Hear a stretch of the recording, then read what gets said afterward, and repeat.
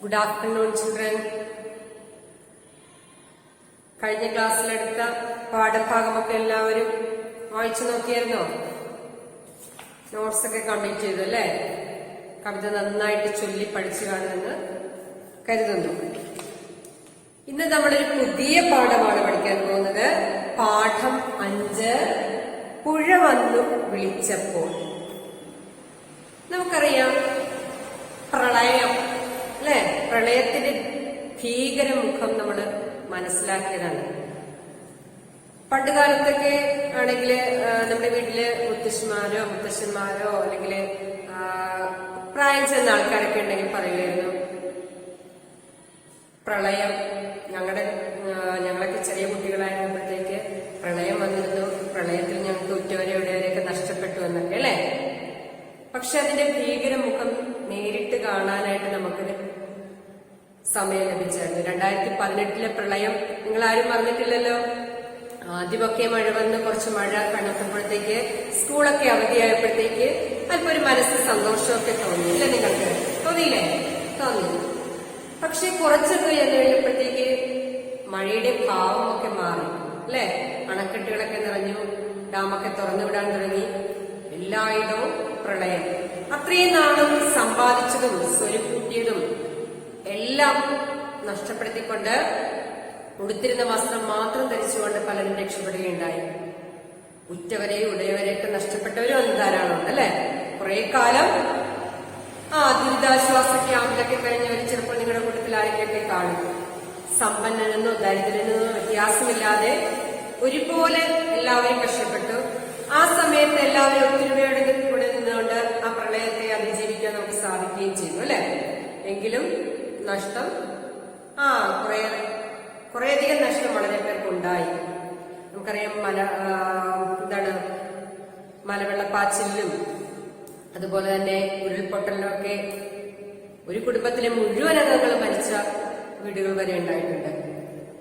ഇപ്പോഴ് പലരെയും മണ്ണിനടിയിൽപ്പെട്ട് കാണാതായ സംഭവങ്ങളുണ്ട്. അങ്ങനെ വളരെ ദുരന്തമുഖം അല്ലെങ്കിൽ ഇതിന്റെയൊക്കെ ഭീകരാവസ്ഥ നേരിട്ട് കാണുവാനുള്ള ഒരവസരം നമുക്കൊക്കെ ലഭിച്ചതാണ്. അപ്പൊ അതുകൊണ്ട് തന്നെ ഇതേക്കുറിച്ച് പറയുമ്പോൾ ഇതിന്റെ പിന്നീടുള്ള അവസ്ഥ അല്ലെങ്കിൽ ഈ പ്രളയത്തിന്റെ ഭീകരാവസ്ഥ എന്താണെന്ന് നിങ്ങൾക്കൊക്കെ പെട്ടെന്ന് തന്നെ മനസ്സിലാക്കാനായിട്ട് സാധിക്കും അല്ലെ. ഇവിടെയും പുഴ വന്ന് വിളിച്ചപ്പോൾ എന്നുള്ള പാഠഭാഗത്ത് ഒരു പ്രളയത്തിന്റെ, അതായത് ആദ്യം മഴയെ വളരെ ഇഷ്ടത്തോടെ കാണുന്ന, മഴയത്ത് കളിക്കാനും ഓടിച്ചാടി നടക്കാനും ഒക്കെ ഇഷ്ടപ്പെട്ടിരുന്ന ഒരു കുട്ടി പിന്നീട് വീട്ടിലുള്ളവരുടെ സംസാരത്തിൽ നിന്ന് മഴ കനക്കുമ്പോഴത്തേക്ക് അതുമൂലം വന്നേക്കാവുന്ന ദുരന്തത്തെക്കുറിച്ച് ഓർത്ത് ഭയപ്പെടുന്ന ഒരു കുട്ടിയെയാണ് നമുക്ക് കാണാനായിട്ട് സാധിക്കുന്നത്. ഇപ്പോഴേ മുത്തശ്ശി പറയുന്നുണ്ട്, ഇതുപോലൊരു മഴക്കാലത്താണ് അല്ലെങ്കിൽ ഇതുപോലൊരു പ്രളയകാലത്താണ് മുത്തശ്ശനെ കാണാതാവുന്നത്, വെള്ളപ്പാച്ചിൽ ഒഴുകി പോയതെന്നൊക്കെ പറയുന്നുണ്ട്. അപ്പോഴതിന്റെ ആ ഒരു ദുരന്ത ഭാവം കുട്ടിയുടെ മനസ്സിലേക്ക് വരികയാണ്. പ്രളയത്തിന്റെ ദുരന്താവസ്ഥ അല്ലെങ്കിൽ ഭീകരാവസ്ഥ എത്രമാത്രമാണെന്ന് കണ്ടറിഞ്ഞ് നിങ്ങൾക്ക് ഈ പാഠഭാഗം വായിക്കുമ്പോൾ തന്നെ ആ ഒരു സമയത്തേക്ക് നിങ്ങളുടെ മനസ്സൊക്കെ പായുമെന്ന് എനിക്കറിയാം. അല്ലെങ്കിൽ ആ ഒരു ചിന്തയിലേക്ക് നിങ്ങളെ കൊണ്ടുപോകാനായിട്ട് ഈ പാഠഭാഗത്തിന് സാധിക്കും. അപ്പൊ നമുക്ക് നേരിട്ട് പാഠഭാഗത്തിലേക്ക് കടക്കാം അല്ലെ. എല്ലാവരും പുസ്തകം കയ്യിലെടുത്തേ. കേട്ടോ. പാഠം 5, പുഴ വന്നു വിളിച്ചപ്പോൾ. ഇവിടെ ONVയുടെ കുഞ്ഞേടത്തി എന്ന കവിതയിലെ കുറച്ച് വരികൾ കിടപ്പുണ്ട്. എന്തിനീ പൂക്കൾ വിരിയുന്നു ഉണ്ണിയെ കാണാൻ കൊതിച്ചിട്ട്, എന്തിനീ തുമ്പികൾ പാറുന്നു ഉണ്ണിയെ കാട്ടി കൊതിപ്പിക്കാൻ. ONVയുടെ കുറച്ച് വരികൾ, കുഞ്ഞേടത്തി എന്ന കവിതയിലെ വരികളാണ്. ഇതെല്ലാം കാണിച്ചിട്ട് പിന്നീട് പ്രകൃതി തന്നെ ഇതിനെതിരെ തിരിച്ചടിക്കുന്ന ഒരവസ്ഥ. നമുക്കറിയാം, ഈ പ്രകൃതി ദുരന്തങ്ങൾക്കും ഇത്രയധികം വെള്ളപ്പാച്ചിലിനും മണ്ണൊലിപ്പിനും ഒക്കെ കാരണം മനുഷ്യർ തന്നെയാണ് അല്ലെ. മനുഷ്യരുടെ സ്വാർത്ഥ ലാഭം മൂലം എന്ത് ചെയ്യുന്നു, പ്രകൃതിയെ പോലും അവൻ വെറുതെ വിടുന്നില്ല, പ്രകൃതിയെ പോലും നശിപ്പിക്കുന്നു, മരങ്ങൾ വെട്ടി നശിപ്പിക്കുന്നു, കൂറ്റും കെട്ടിടങ്ങൾ പണിയുന്നു. അപ്പൊ ഇതിനെതിരെ പ്രകൃതി തിരിച്ചടിക്കാൻ തുടങ്ങിയിരിക്കുകയാണ് ഇപ്പോൾ. അപ്പോൾ ഇവിടെ നമുക്ക് പാഠഭാഗത്തിലേക്ക് കിടക്കാം. പാഠം 5, പുഴ വന്നു വിളിച്ചപ്പോൾ. പ്രളയം പോലുള്ള പ്രകൃതി ദുരന്തങ്ങൾ എങ്ങനെയാണ് മനുഷ്യ മനസ്സിനെ ഭയപ്പെടുത്തുന്നതെന്ന് ഈ കഥ നമുക്ക് കാണിച്ചു തരുന്നു. ഒരു കുട്ടിയുടെ മനസ്സിലേക്ക് മനസ്സിലേക്ക് അല്പാൽപമായി ഭയം കടന്നു വരുന്നതിന്റെ ക്രമാനുഗതമായ ചിത്രമാണ് ഈ കഥ വരച്ചിടുന്നത്. പ്രളയം പോലുള്ള പ്രകൃതി ദുരന്തങ്ങൾ എങ്ങനെയാണ് മനുഷ്യ മനസ്സിനെ ഭയപ്പെടുത്തുന്നതെന്ന് ഈ കഥ, അതായത് നമുക്ക് പഠിക്കാനുള്ള ഈ കഥ നമുക്ക് കാണിച്ചു തരുന്നു. ഒരു കുട്ടിയുടെ മനസ്സിലേക്ക് അല്പാൽപമായി ഭയം കടന്നു വരുന്നതിന്റെ ക്രമാനുഗതമായ ക്രമത്തിലുള്ള ചിത്രമാണ് ഈ കഥ വരച്ചിടുന്നത്.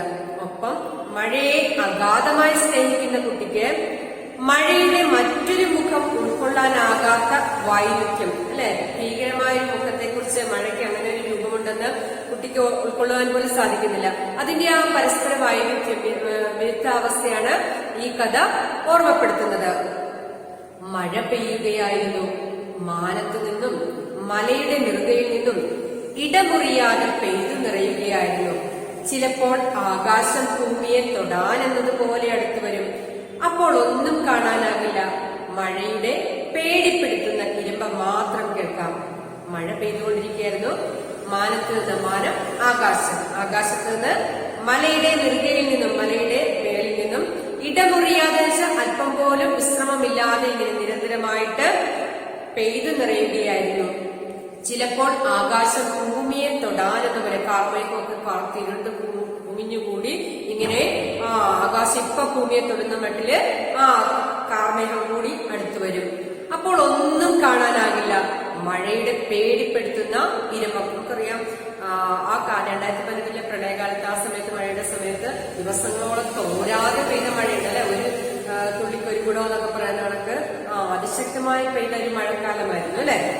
അപ്പോൾ ആ ഒരു മഴയുടെ ഇരമ്പം ശബ്ദം മാത്രം കേൾക്കാം. എന്തോ വലിയ നാശത്തിനാ മഴ ഇങ്ങനെ തകർത്തു പെയ്യണതെന്ന് മുത്തശ്ശി പറയണത് കേട്ടു. അപ്പോൾ മുത്തശ്ശി അപ്പഴേന്ന് പറയുന്നത് എന്തോ ഒരു നാശം വരാൻ പോകുന്നുണ്ട്, അതുകൊണ്ടാണ് ഇത്രയും ശക്തമായിട്ട് ഇങ്ങനെ മഴ പെയ്തുകൊണ്ടിരിക്കുന്നത്. മുത്തശ്ശിയുടെ ഓർമ്മയിലേക്ക് ഒരു മഴ പണ്ട് പെയ്തിട്ടുണ്ടത്രേ. മുത്തശ്ശി പഴയ കാലം ഓർമ്മിച്ച് പറഞ്ഞു, ഇങ്ങനെ പണ്ട് ഇങ്ങനെ ഒരു മഴ പെയ്തതായിരുന്നു. 16 രാത്രിയും 16 പകലും തുള്ളി തോരാതെ മഴ നിന്നു പെയ്തു പോലും. ഒരു തുള്ളി, ഒരു അല്പസമയം പോലും നിൽക്കാതെ 16 രാത്രിയും പകലും ഒരുപോലെ മഴ നിന്ന് പെയ്തു. മഴ പെയ്തുകൊണ്ടേയിരുന്ന സംഭവം ഉണ്ടായിട്ടുണ്ട്.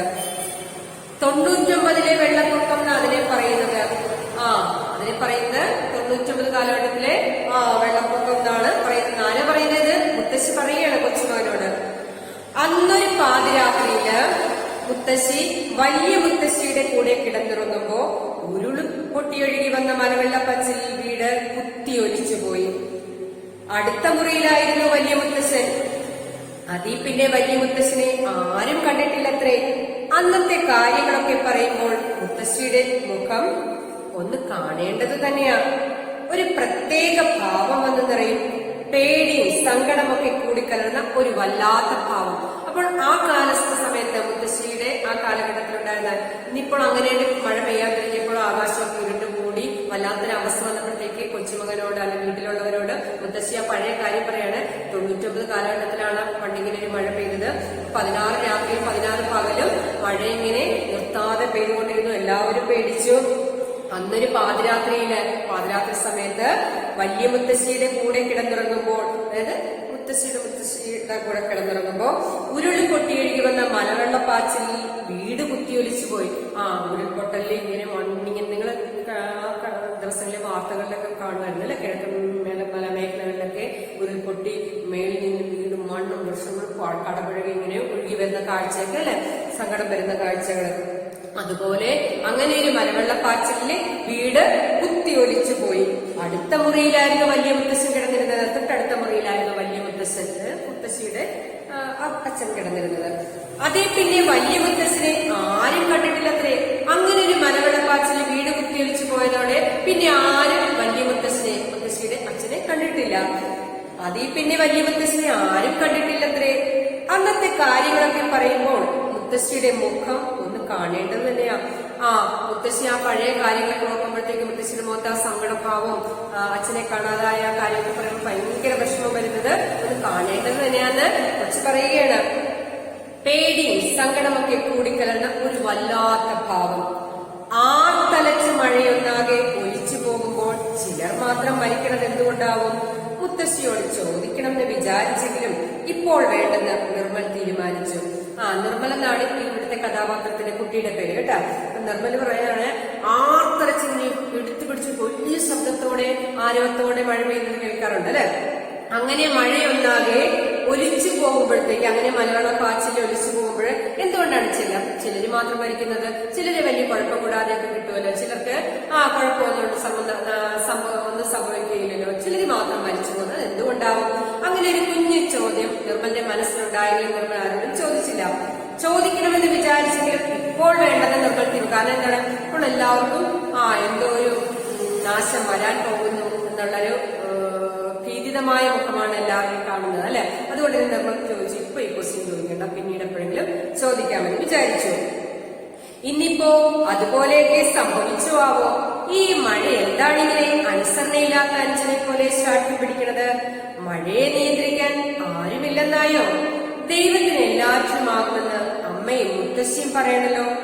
എല്ലാം അറിഞ്ഞിരുന്ന് എന്തിനാ ദൈവം മഴയെ ഇങ്ങനെ കയറൂരി വിട്ടിരിക്കണത്?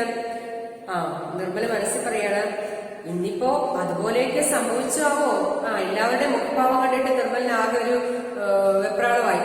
പഴയ കാലഘട്ടത്തിൽ സംഭവിച്ചതുപോലെയൊക്കെ വലിയ മുത്തശ്ശിനെ ഒഴുകിപ്പോയി കാണാതായെന്നൊക്കെ പറഞ്ഞില്ലേ, അതുപോലെ ഇന്നിപ്പോ എന്തെങ്കിലും സംഭവിച്ചോ? ഈ മഴ എന്താണ് ഇങ്ങനെ അനുസരണയില്ലാത്ത അനുജനെ പോലെ ശാഠ്യം പിടിക്കുന്നത്? ഈ മഴയ്ക്ക് യാതൊരു അനുസരണയില്ല. ചിലപ്പോ ഭയങ്കര ശക്തമായിട്ട് പെയ്യും, ചിലപ്പോ കുറയും. ഇങ്ങനെ മഴ ഒരു അനുസരണയില്ലാത്ത കുഞ്ഞനുജനെ പോലെ എന്താണ് ഇങ്ങനെ ശാഠ്യം പിടിക്കുന്നത്? മഴയെ നിയന്ത്രിക്കാൻ ആരുമില്ലെന്നായോ? ദൈവത്തിന് എല്ലാറ്റിനുമാകുമെന്ന് അമ്മയും മുത്തശ്ശിയും പറയണല്ലോ.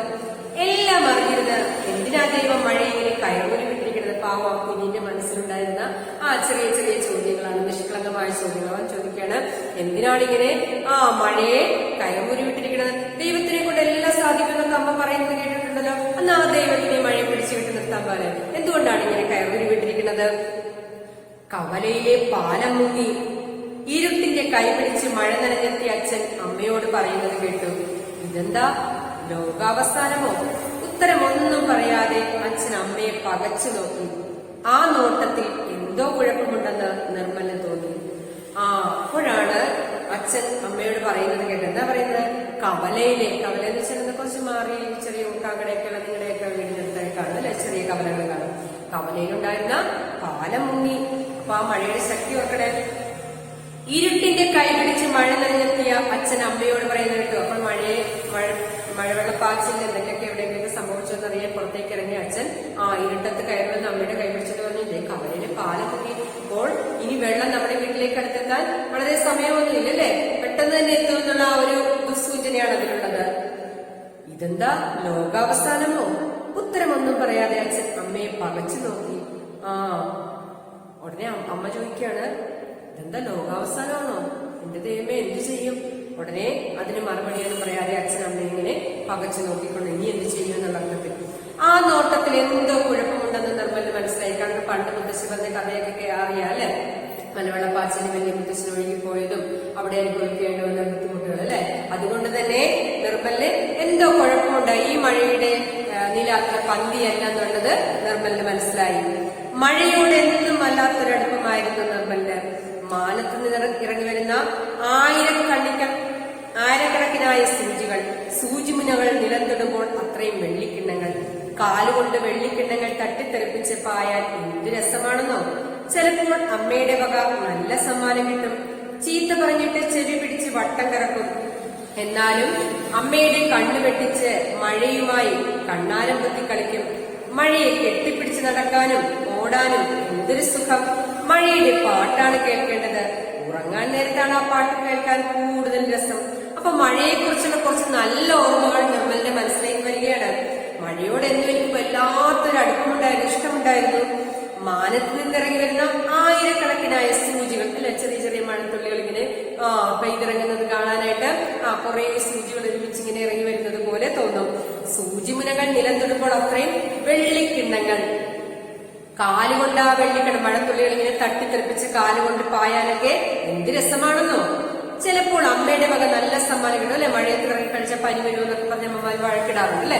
ഇവിടെ ഈ നിർമ്മൽ പറയാണ്, ചിലപ്പോൾ ആ വെള്ളത്തിൽ കളിക്കുന്ന കാണുമ്പോഴത്തേക്ക് അമ്മയുടെ വക നല്ല സമ്മാനം, നല്ല അടി കിട്ടും. ചീത്ത പറഞ്ഞിട്ട് ചെവി പിടിച്ച് വട്ടം കറക്കും. അമ്മ ദേഷ്യം മുഴുവൻ അവനോട് പ്രകടിപ്പിക്കും അല്ലെ. അവനെ ചീത്ത പറഞ്ഞിട്ട് വഴക്ക് പറഞ്ഞിട്ട് ഒരു ചെവി പിടിച്ച് കറക്കും. എന്നാലും അമ്മയുടെ കണ്ണ് വെട്ടിച്ച് മഴയുമായി കണ്ണാരം പൊത്തി കളിക്കും. എന്നുവെച്ചാൽ എന്താണ്, മഴയത്ത് ഓടിക്കളിക്കും. അമ്മയുടെ കണ്ണ് വെട്ടിച്ച് അമ്മ കാണാതെ. എന്നാലും എങ്ങനെയെങ്കിലും ഞാൻ മഴയത്തിറങ്ങി കളിക്കും. മഴയെ കെട്ടിപ്പിടിച്ച് നടക്കാനും ഓടാനും എന്തൊരു സുഖം. മഴയുടെ പാട്ടാണ് കേൾക്കേണ്ടത്. ആ മഴ പെയ്യുന്ന ശബ്ദം അല്ലെ, ചെറിയ മഴയാകുമ്പോഴത്തേക്ക് അതിനൊരു താളബോധമുണ്ട്. അത് കനക്കുമ്പോഴത്തേക്കാണ് നമ്മുടെ മനസ്സിൽ ഭീകരാന്തരീക്ഷം സൃഷ്ടിക്കുന്നത് അല്ലെ. അപ്പോൾ അങ്ങനെയുള്ള മഴയുടെ സംഗീതം കേൾക്കാൻ തന്നെ ഒരു രസമാണ്.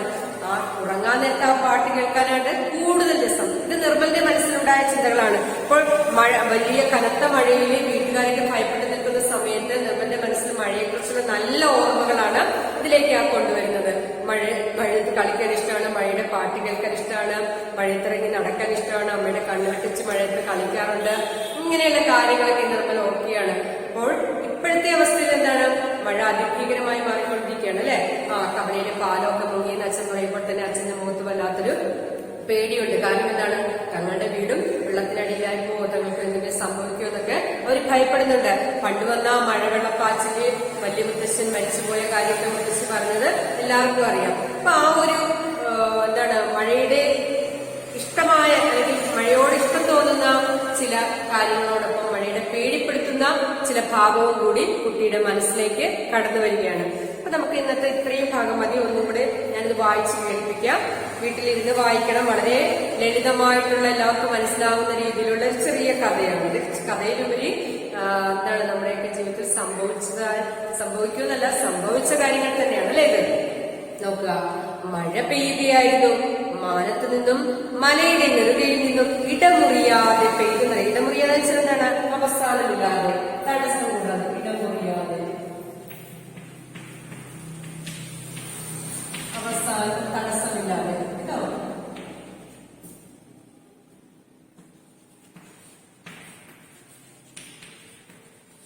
തടസ്സമില്ലാതെ പെയ്തു നിറയുകയാണ്. ചിലപ്പോൾ ആകാശം, ഭൂമിയുടെ പര്യായം പറഞ്ഞത് ഭൂമി, ധര, ധരിത്രി, ക്ഷിതി, ക്ഷോണി ഇങ്ങനെയുള്ള വാക്കുകളുണ്ട്. ഭൂമിയെ തൊടാനെന്ന പോലെ അടുത്തു വരും. അപ്പോൾ ഒന്നും കാണാനാകില്ല. മഴയുടെ പേടിപ്പെടുത്തുന്ന ഇരമ്പം വലിയ ശബ്ദം മാത്രം കേൾക്കാം. എന്തോ വലിയ നാശത്തിനാ മഴ ഇങ്ങനെ തകർത്ത് പെയ്യണതെന്ന് മുത്തശ്ശി പറയണത് കേട്ടു. മുത്തശ്ശിയുടെ ഓർമ്മയിൽ ഇങ്ങനെ ഒരു മഴ പണ്ട് പെയ്തിട്ടുണ്ടത്രേ. 16 രാത്രിയും 16 പകലും തുള്ളി തോരാതെ മഴ നിന്ന് പെയ്തു പോലും. 99 വെള്ളപ്പൊക്കം എന്നാ അതിനെ പറയണതത്രേ. അന്നൊരു പാതിരാത്രിയില് വലിയ മുത്തശ്ശിയുടെ കൂടെ കിടന്നുറങ്ങുമ്പോൾ ഉരുള് പൊട്ടിയൊഴുകി വന്ന മലവെള്ളപ്പാച്ചിന്റെ വീട് കുത്തിയൊലിച്ചുപോയി. അടുത്ത മുറിയിലായിരുന്നു വലിയ മുത്തശ്ശൻ. അതിൽ പിന്നെ വലിയ മുത്തശ്ശനെ ആരും കണ്ടിട്ടില്ലത്രേ. അന്നത്തെ കാര്യങ്ങളൊക്കെ പറയുമ്പോൾ മുത്തശ്ശിയുടെ മുഖം ഒന്ന് കാണേണ്ടത് തന്നെയാ. ഒരു പ്രത്യേക ഭാവം വന്നു പറയും. മുഖത്തിന് വേറൊരു വാക്ക് പറഞ്ഞു, മുഖം, വദനം അല്ലേ.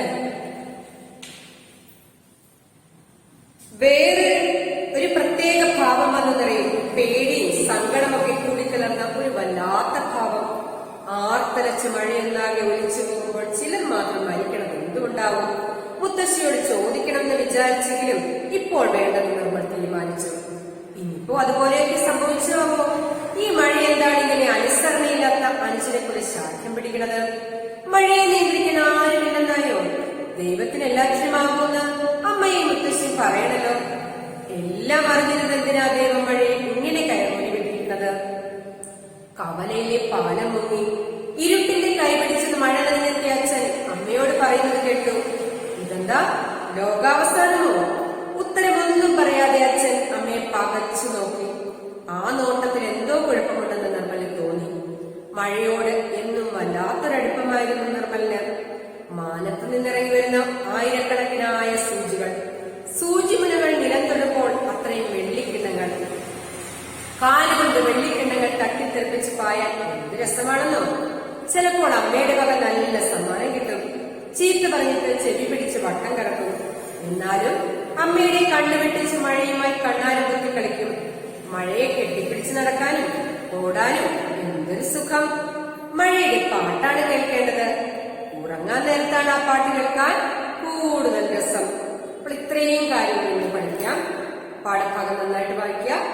വളരെ പ്രയാസമുള്ള അല്ലെങ്കിൽ കൂടുതൽ പ്രയാസമേറിയ വാക്കുകളൊന്നും തന്നെയില്ല. നമ്മൾ സാധാരണ ഉപയോഗിക്കുന്ന പല വാക്കുകളൊക്കെ തന്നെയുള്ളൂ. ഒരു കുഞ്ഞിന്റെ ചിന്തയിലൂടെയുള്ള കാര്യങ്ങളാണ്. പ്രളയത്തെക്കുറിച്ചുള്ള കാര്യങ്ങളും മഴയെക്കുറിച്ചുള്ള സാധാരണ പെയ്യുന്ന മഴയോടുള്ള ആ ഒരു ഇഷ്ടവും ആ കുട്ടിയുടെ മനസ്സിൽ പിന്നീട് വരുന്ന പീഡിതമായ അവസ്ഥയൊക്കെയാണ് ഇതിൽ വിവരിക്കുന്നത്. അപ്പൊ ഇന്നത്തെ നമ്മുടെ ക്ലാസ് കഴിഞ്ഞു. എല്ലാവരും പാഠഭാഗം നന്നായിട്ട് വായിച്ചു നോക്കണം കേട്ടോ. അപ്പം എല്ലാവർക്കും താങ്ക് യു.